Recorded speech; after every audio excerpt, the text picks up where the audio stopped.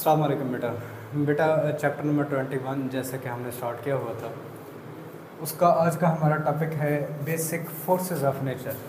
Small सा हमारा topic है, इतना लार्ज नहीं है, आसान सा हमारा टॉपिक है। नेचर के अंदर पाए जाने वाली फोर्सेस, हमारी इस फितरत के अंदर एटम्स आपस में कैसे कंबाइंड हैं, एटम्स मिल के मॉलिक्यूल्स बना रहे हैं, कैसे बन रहे हैं। एक लार्ज मैस किसी दूसरे स्मॉल मैस को अपनी तरफ अट्रैक्ट कर रहा है, कैसे। हम किसी चीज़ को ऊपर की तरफ फेंकते हैं, दोबारा से ज़मीन की तरफ आ जाती है, वजह क्या है। ये कैसी फोर्सेस हैं, क्या अपनी वजूहात रखती हैं, इनकी बुनियादें क्या हैं, किस तरह से ये अमल कर रही हैं। तो बेटा आज का हमारा टॉपिक इस चीज़ से मुताल्लिक है, ठीक है। बेसिक फोर्सेस ऑफ नेचर, 4 से 5 तरह की फोर्सेस हैं बेटा।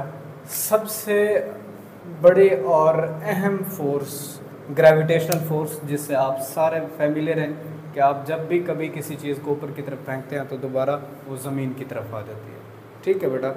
एक ग्रेविटेशनल पुल है, ग्रेविटी अपनी एक ज़मीन फोर्स लगाती है जिसकी वजह से सारे अजसाम ज़मीन की तरफ आते हैं।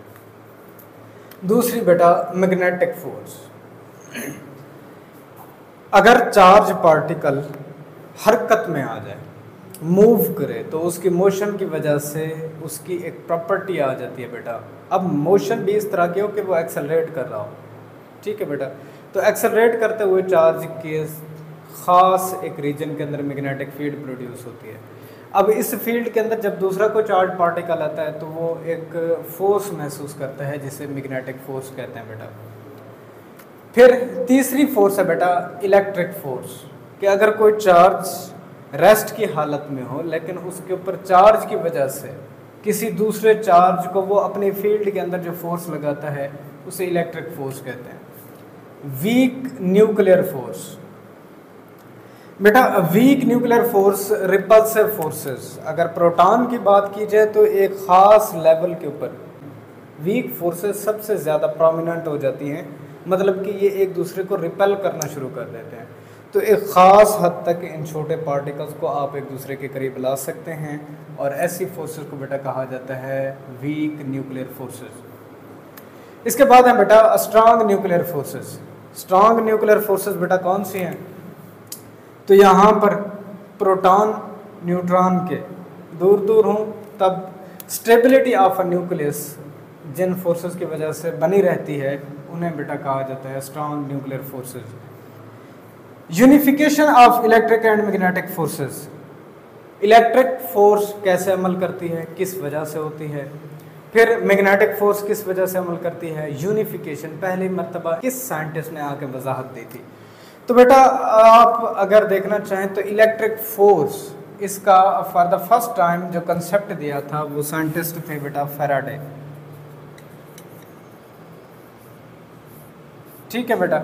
इन्होंने कहा था कि फोर्स ऑफ लाइंस होती है, इमेजिनरी फोर्स ऑफ लाइंस इन्होंने बनाई थी, और ये फोर्स ऑफ लाइंस किसी भी एक चार्ज पार्टिकल के बाहर ये अपनी स्पेसिफिक फील्ड बनाती हैं। अब जब दूसरा कोई charge particle in force lines के साथ आकर इंटरेक्ट करेगा तो यूं फोर्स ऑफ लाइंस के इंट्रैक्शन की वजह से इलेक्ट्रिक फोर्स दो चार्ज पार्टिकल के ऊपर अमल करना शुरू कर देती है। अब इनकी बुनियाद क्या है, उस वक्त फैराडे इसको बता ना सके थे। और वही मैग्नेटिक फोर्स किस तरह से अमल करती है, इसका बुनियादी जो कंसेप्ट है बेटा वो मैक्सवेल, एक फिजिस्ट थे बेटा मैक्सवेल, जिन्होंने अपने रिलेशन देकर, मैक्सवेल रिलेशंस, ये मैथमेटिकल रिलेशन देकर इन्होंने एक अंदाज बताया था कि किस तरह से ये मैग्नेटिक फोर्स एक्ट करती है।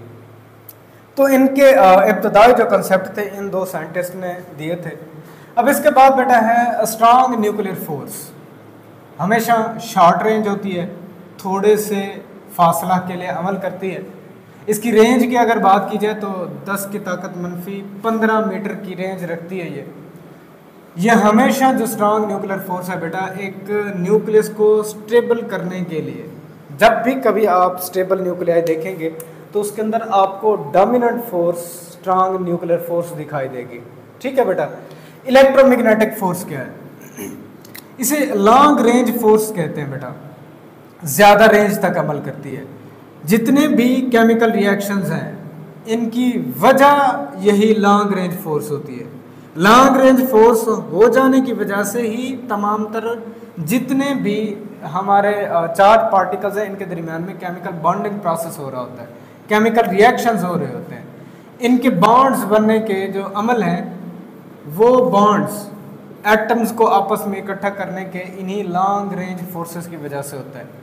अब जब भी बॉन्डिंग प्रोसेस होता है तो हमें क्रिस्टल्स मिलती हैं, हमें ट्रीज मिलते हैं। इवन के आप कह सकते हैं जितना भी आपको बॉन्डिंग प्रोसेस के बाद मॉलिक्यूल्स मिलते हैं, सॉलिड्स मिलते हैं, इवन के ये जो आपको नज़र आने वाली दुनिया है ये इकट्ठी कहाँ से होती है?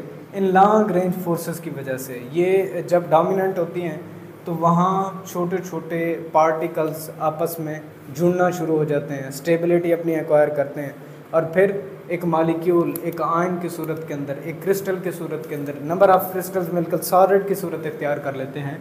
तो उनकी बुनियादी वजह बेटा क्या है? इलेक्ट्रोमैग्नेटिक फोर्स है यहाँ पर। तीसरे हैं बेटा यहाँ पर weak nuclear forces. Short range होती हैं, मतलब कहने का क्या है कि एक थोड़े से फासला तक अमल करती हैं। ये responsible for the spontaneous breakup of radiations, कि कोई भी एक रेडियो एक्टिव एलिमेंट्स में से जब कभी हमने देखा कि रेडियो एक्टिविटी के दौरान उनमें से रेडिएशंस खारिज हो रही होती हैं स्पॉन्टेनियसली, तो हमेशा इन रेडिएशंस का स्पॉन्टेनियस इमिशन कराने के पीछे जो हाथ होता है वो बेटा वीक न्यूक्लियर फोर्सेस का होता है। ठीक है बेटा।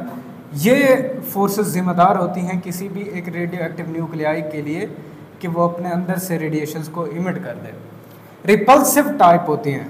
ठीक है बेटा। रिपल्शन प्रोड्यूस करती हैं एक न्यूक्लियाई के अंदर। जाहिर सी बात है न्यूक्लियर लेवल के ऊपर प्रोटॉन्स जैसे ही एक दूसरे के करीब पहुंचते हैं इन स्ट्रांग न्यूक्लियर फोर्सेस की वजह से, तो उनके दरमियान में रिपल्शन आना शुरू हो जाती है। एक वक्त ऐसा आएगा इतने ज़्यादा क्लोज हो जाएंगे कि रिपल्शन सबसे ज़्यादा हो जाएगी। अब जब रिपल्शन फोर्सेस हाई लेवल के ऊपर पहुंचती हैं तो उस वक्त वीक न्यूक्लियर फोर्सेस रिएक्ट करती हैं। ये उस वक्त एक न्यूक्लियाई के अंदर प्रोड्यूस होते हैं। अब न्यूक्लियाई अनस्टेबल बन जाता है, रेडियो एक्टिव डीके प्रोसेस में से गुजरेगा। इसके बाद है बेटा ग्रेविटेशनल फोर्स। लॉन्ग रेंज है।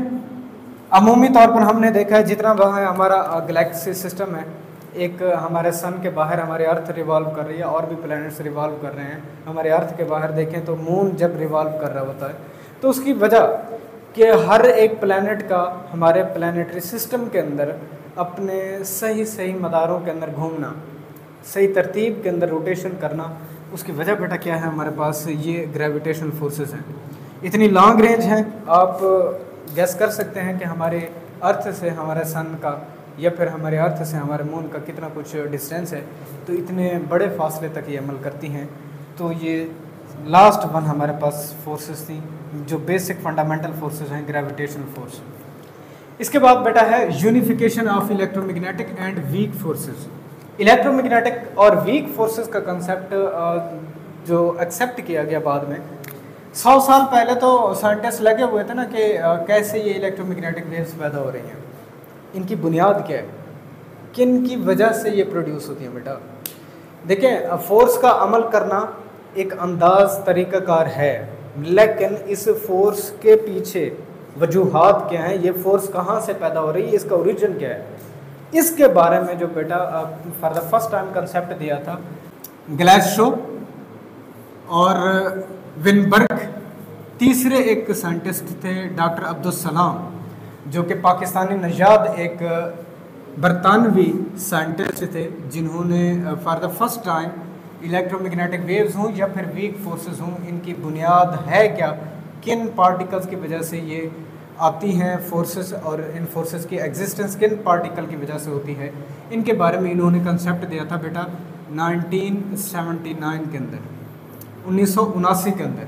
और इन्हीं बुनियादों पर इन्हें नोबेल प्राइज़ दिया गया था फिज़िक्स के अंदर। ठीक है बेटा। फ़िज़िक्स सब्जेक्ट के अंदर इन्हें नोबेल प्राइज़ से नवाजा गया था। तो ये था बेटा आज का हमारा topic, basic forces of nature. कौन कौन सी फोर्सेस होती हैं, ये लॉन्ग रेंज क्यों होती हैं, ये शॉर्ट रेंज क्यों होती हैं, वजह क्या है, कैसे ये एक्ट करती हैं। तो ये आज का हमारा थोड़ा सा टॉपिक था। इंशाल्लाह अपने नेक्स्ट लेक्चर में मिलेंगे। इजाज़त दीजिए, अल्लाह हाफ़िज़।